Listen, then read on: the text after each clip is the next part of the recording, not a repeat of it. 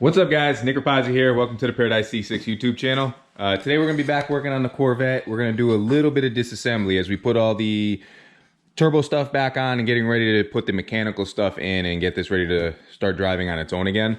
We're going to take off all the bumpers, body panels, any body panel that can actually come off. I'm going to pull off the car, paint it off the car, and prep it as I'm waiting on things to happen and with the tune and everything. So we're gonna see either Friday or Saturday. I'm gonna see which day is better for John for me to actually bring this and weld up the intercooler piping. It really shouldn't take that long. There's only maybe, I don't know, 6 or 7 actual like full welds that he has to do on it. And I'm gonna be there to help him to fabricate it all anyway too. So we'll get that done, and hopefully he can throw in the other sensors that we had, so this way we can put like a base map on it with all the other stuff, so this way it's pretty much ready for the dyno as soon as we're ready to do everything to this and get everything ready, so we don't have to do anything when we go to the dyno day except for strap it up and push numbers out of this thing.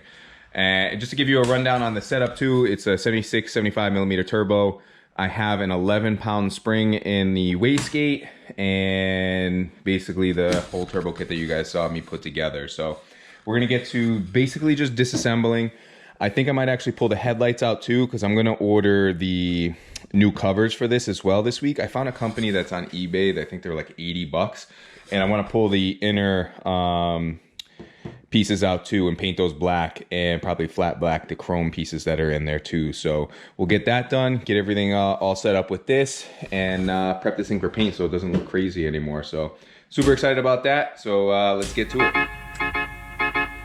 I belong to you. I belong to you. Do just what you want. You're the one I trust, and I always be around when I need some loving, baby. No one else. Yeah. Let you down.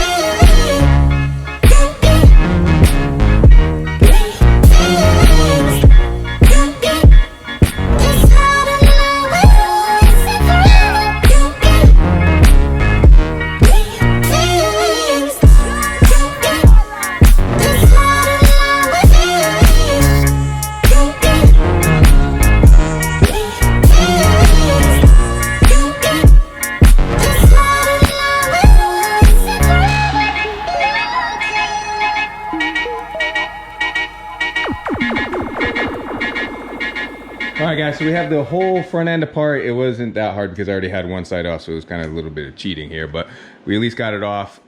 It's super simple to get the bolts out. Most of them are either T15, 10 mil, and a 7 mil, and then you need a 10 mil ratchet because there's a bolt that goes in right through here that holds the fender in right there. Other than that, it's super simple to get this stuff out.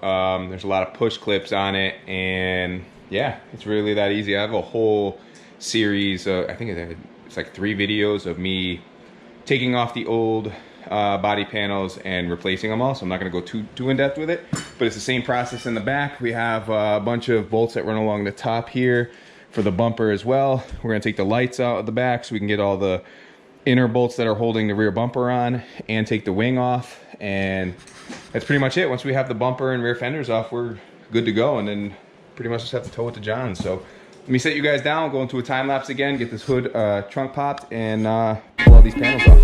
Take me to your heart. I belong to you. Take me to your soul.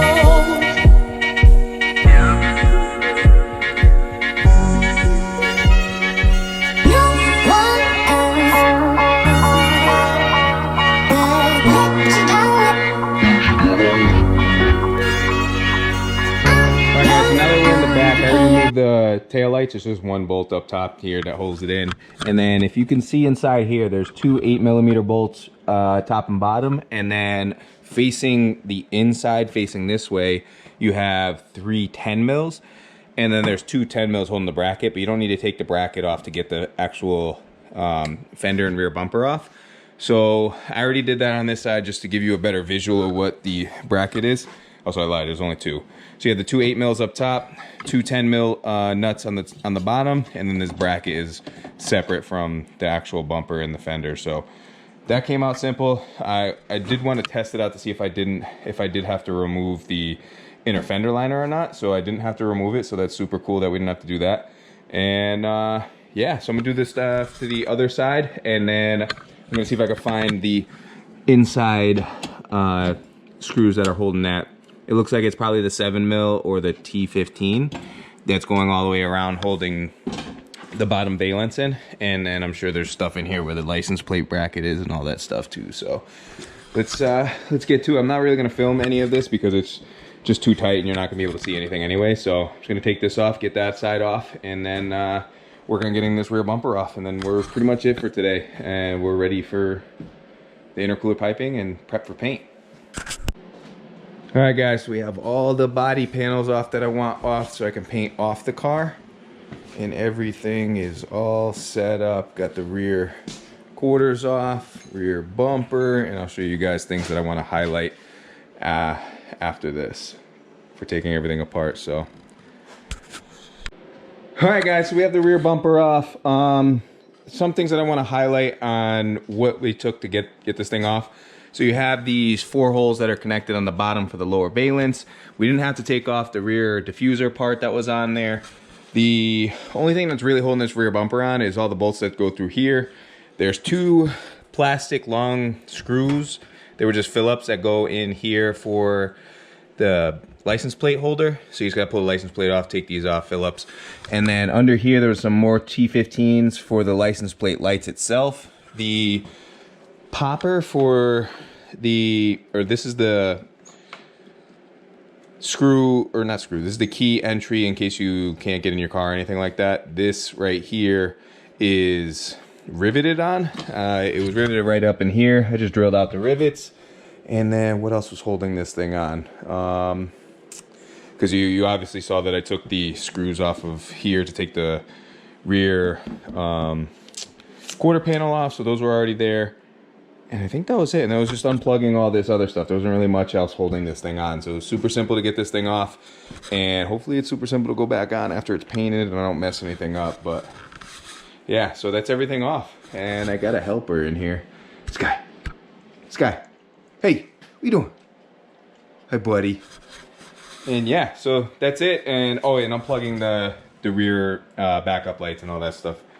Other than that, yeah, that's it. Everything's off. We are ready to prep this for paint. I am going to pull this spoiler off because I'm going to be putting the new one that I got that I'll show you guys when we start painting. And this is pretty much ready to go to John's.